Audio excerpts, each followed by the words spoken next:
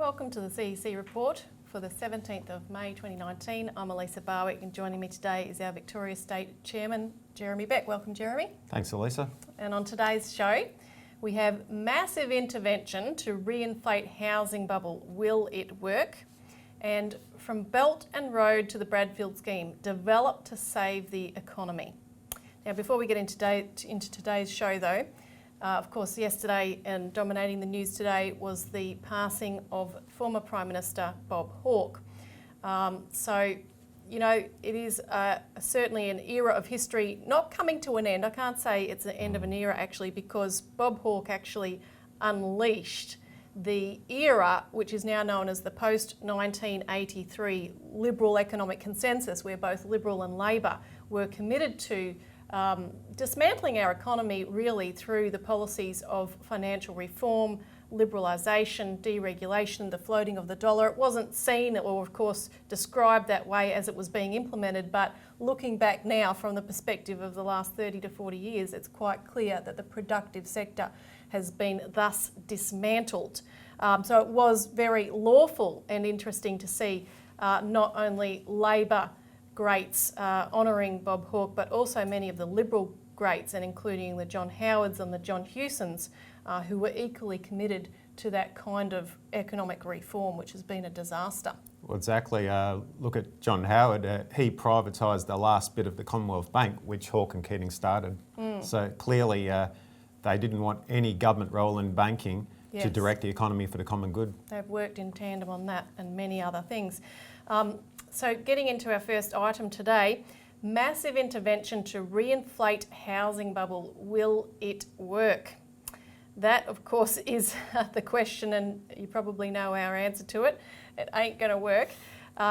What is interesting, though, is that the powers that be, both from within the financial sector and our regulators, the Reserve Bank, the government, have gone into an earnest effort to save the housing bubble. They would have liked for there to have been some outside intervention like there was during the global financial crisis, which justified their efforts to intervene, to give guarantees to bank lending and to triple the first homeowners grant and things like that.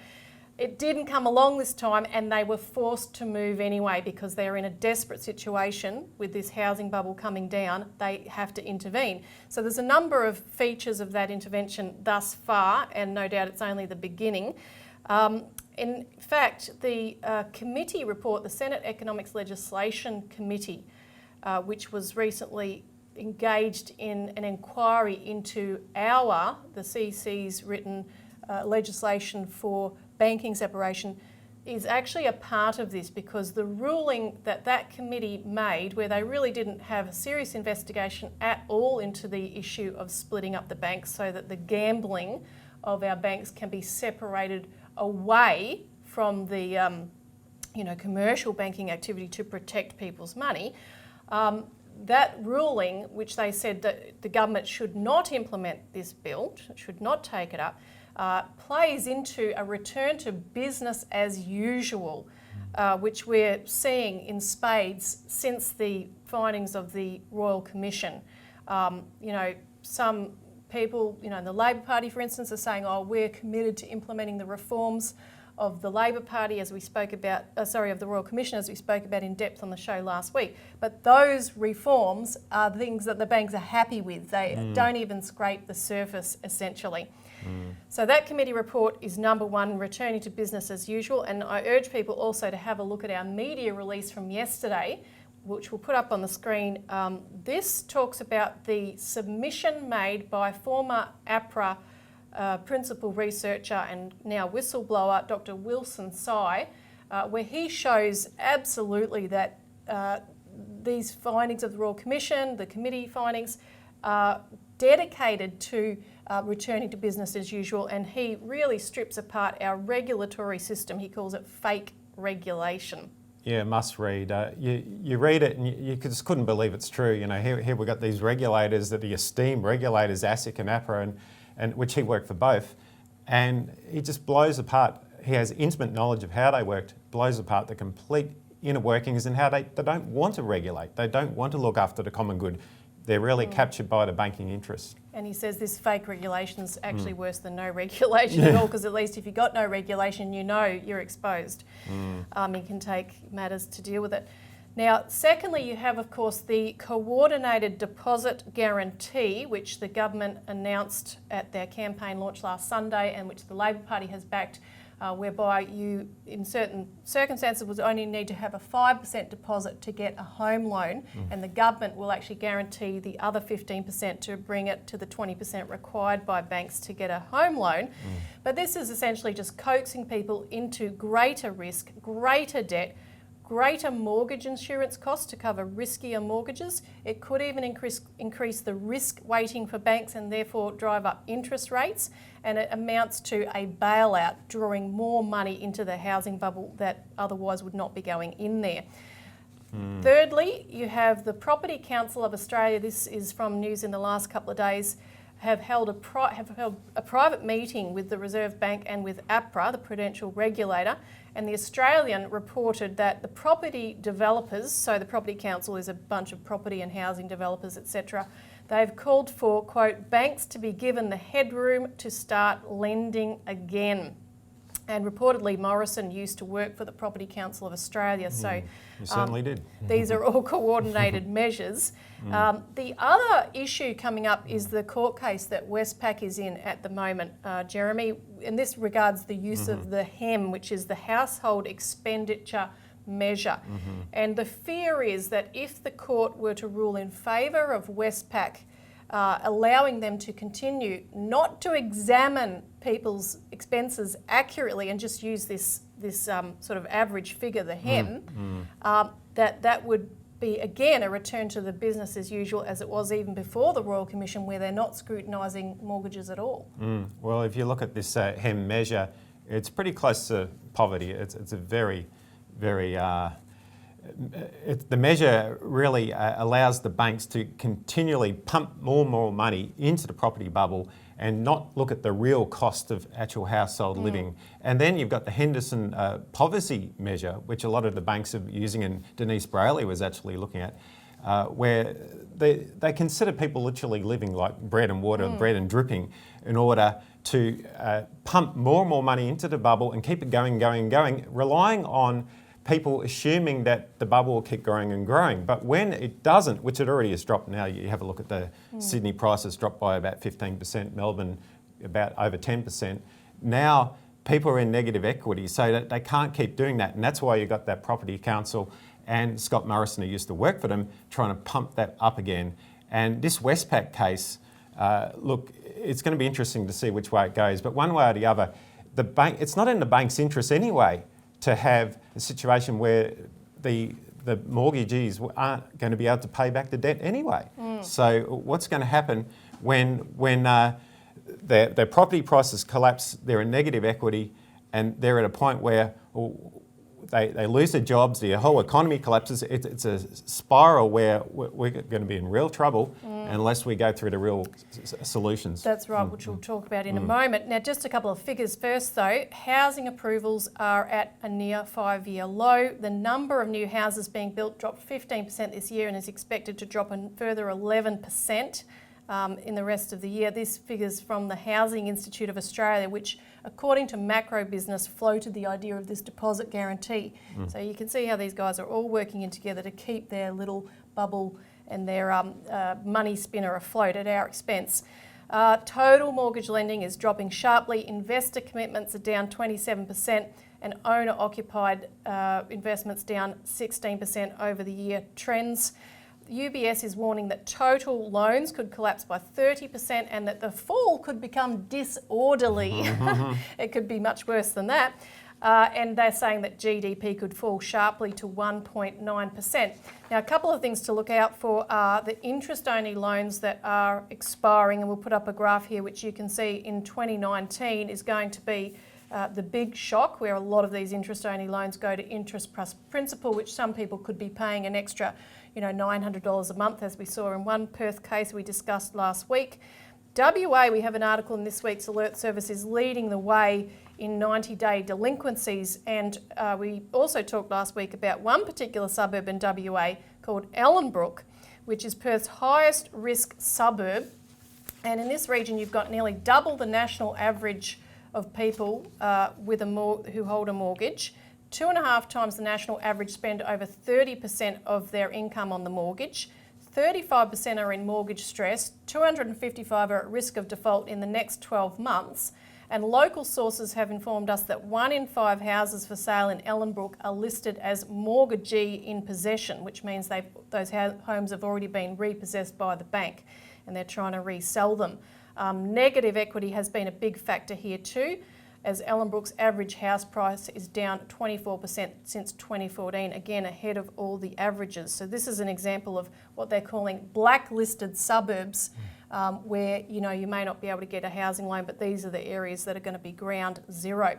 Now, of course, the solutions to that, as we've talked about, we've got a 5-point program. One part of that, of course, Jeremy, is a debt moratorium, which is quite crucial because we can freeze these debts for an interim period and renegotiate and reorganise them, but we've got to keep people in their homes. But what are the other elements of that 5-point program? Well, the Glass-Steagall is really essential to separate out this risky banking, which is very, very attached to the mortgage bubble, the derivatives and the banks, which will be separated out by the Glass-Steagall Act, which is essentially based on this very successful Glass-Steagall Act that was put in place in 1933 by the Roosevelt administration in the United States. It was unfortunately repealed in 1999 by Bill Clinton. But that separates out the essential banking, which we all need, from the very risky investment banking, which should not be protected by government. So that is critical. We need a national bank, like the old Commonwealth Bank, a government-run bank, to direct credit into the physical economy, into the productive economy, because if we don't have that, we're not going to be able to have that productive economy for people to have jobs to pay back their debts. When you get a spiral of debts and mortgage crises and negative equity, it's going to be a self-feeding spiral that we have to get out of, and the National Bank would allow that credit to be directed back into the physical economy. And I'll add to that infrastructure and international cooperation are the other 2 points, but we'll have a quick break and we'll come back to that after this.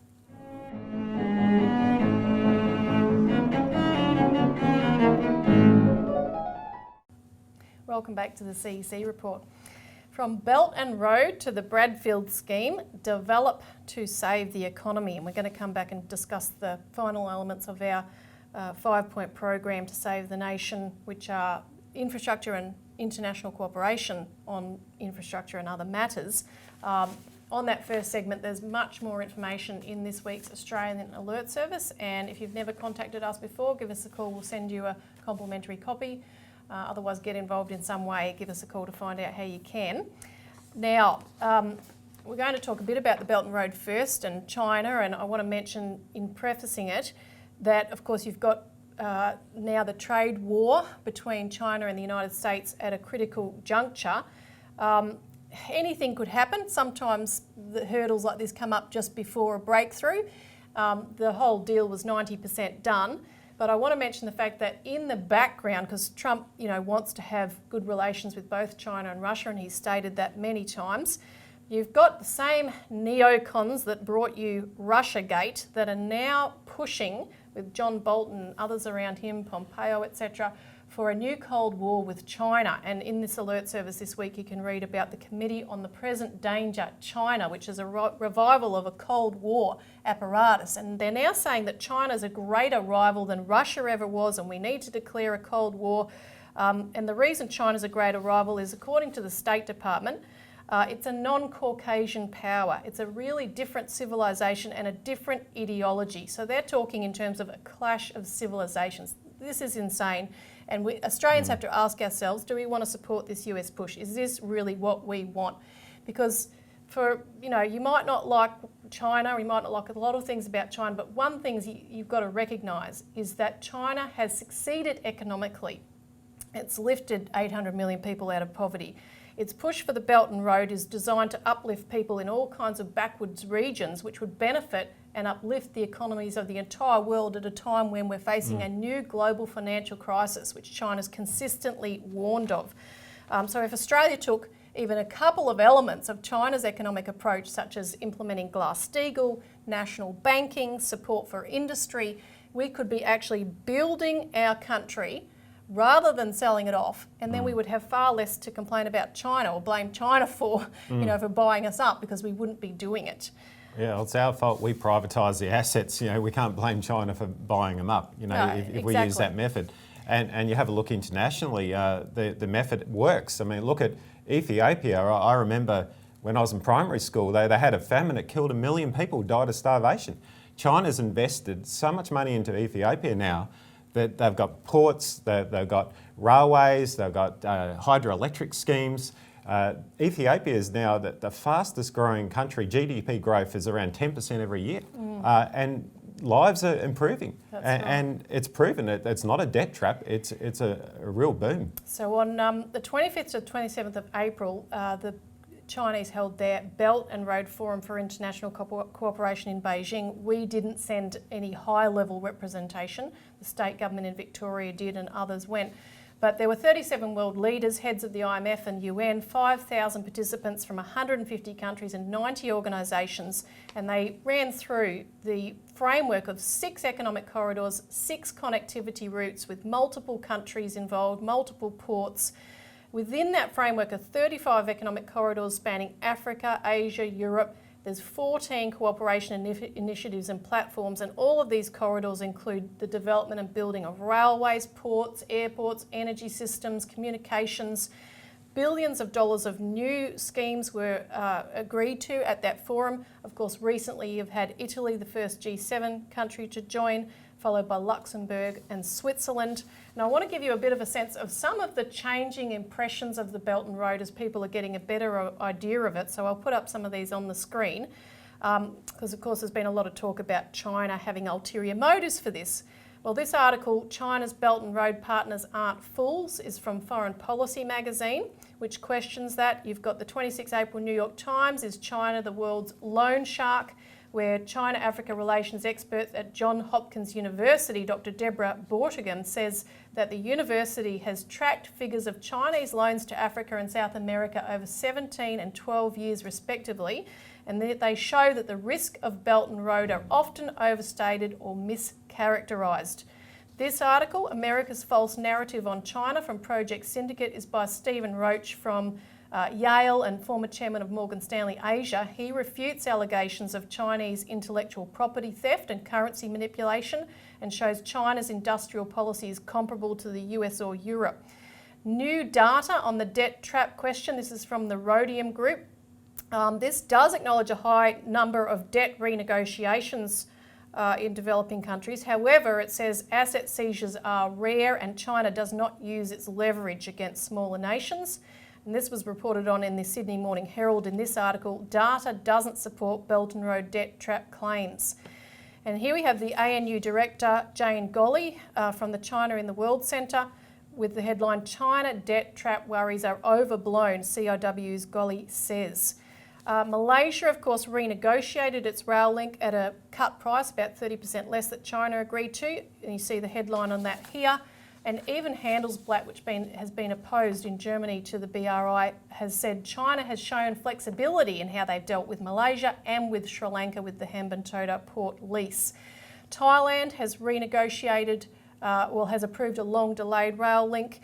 And then finally, as you've referenced with the case of Ethiopia, Jeremy, we have the headline, Belt and Road will politically stabilise Africa. And China also at the summit agreed to further open up its economy, allow more transparency and foreign investment, pursue intellectual property protection as it's also doing in the trade deals with the US. It's giving up far more than the US is, and work more closely with its partners in improving the quality of Belt and Road financing. So that gives you a bit of a glimpse of what's going on there. And we have to take a quick break, unfortunately, but we'll be back to talk about the Australian side of this.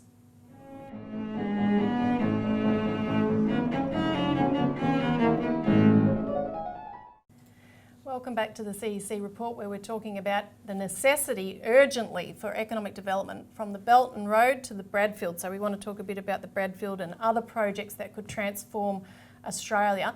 Now just firstly on China, because we put out an article recently about the Chinese project, absolutely transformative for water for China, the South-North Water Project, and we described it as China's Bradfield scheme. Can you talk a bit about that, Jeremy? Sure.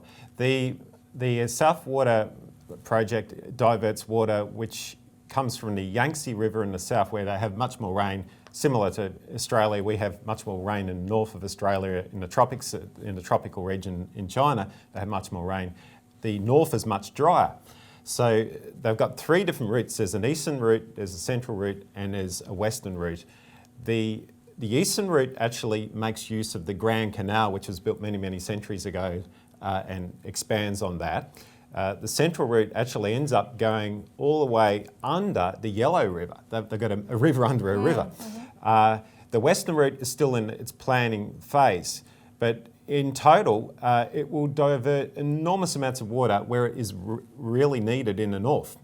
And it's going to open up a whole new agricultural areas and allow cities to really blossom in the north. So it's the biggest water diversion project in the world. That's the kind of inspiration we need to look and have here in Australia, the Bradfield scheme. Well, we could be collaborating with the Chinese on the latest technologies, etc. I mean, the Three Gorges Dam, which you recently visited, I mean, the hydroelectric capacity, power generation as well as water on that is stunning, isn't it? Yeah, sure. You know, hydroelectric capacity for Australia is enormous, and in China, they've grown enormously over the years. They know that coal can be dirty, so that they've gone to nuclear and they've gone to hydroelectric power. Here in Australia, you know, we've got so many potential spots all along the Great Dividing Range. You can pump the water up and then have it flow down the other side and send the water where it's needed. So for the Bradfield scheme in Australia, that would make use of the Tully, the Herbert and the Burdekin rivers in northern Queensland, which would send the water over the Great Dividing Range into the dry interior and allow enormous areas which are just currently, it's fertile soil, but they're just not used for agriculture. It could, actually, I got figures here. In 1984, there was a study that was done by 4 engineering firms at the direction of the Queensland State Government. We had the Guttridge Haskins, Davey, McIntyre and Associates, Munro and Johnson and Cameron McNamara. They found that it would cost in 1984 dollars $2.49 billion, but the actual increase in revenue from the new agricultural production would be $2.02 billion per year. So clearly it would pay for itself in no time, many times over. That's right. And of course, the Bradfield scheme is one of those issues that always comes up prior to the election, which is tomorrow as of now. And there had been an article, a so-called fact check, produced or published by the ABC with RMIT, and they called the Bradfield scheme pie in the sky and supposedly presented this, you know, thorough fact check and debunking the original scheme by Dr. Bradfield and so forth. And you wrote 2 articles on this. Yes. Can you say a bit about that, of what you exposed there? Well, firstly, John Bradfield, he's our greatest engineer. He designed the Sydney Harbour Bridge, he designed the Story Bridge in Brisbane, he designed dams, he had great vision for this country, and here they are bagging our greatest engineer. The figures are there. I mean, the figures that I told you about in terms of the billions of dollars it could generate, that was done by engineering firms. ABC used some ecologist professor supposedly to make out that experts say that it can't happen. It's nonsense. And they ignored half of the evidence that is available that you've pointed to here, and you can get a copy of that article. You can access that on our website. That's all we've got time for pretty much this week. Thanks, Jeremy. Thanks, Elisa. And of course, call in for an Australian Alert Service and join in again next week.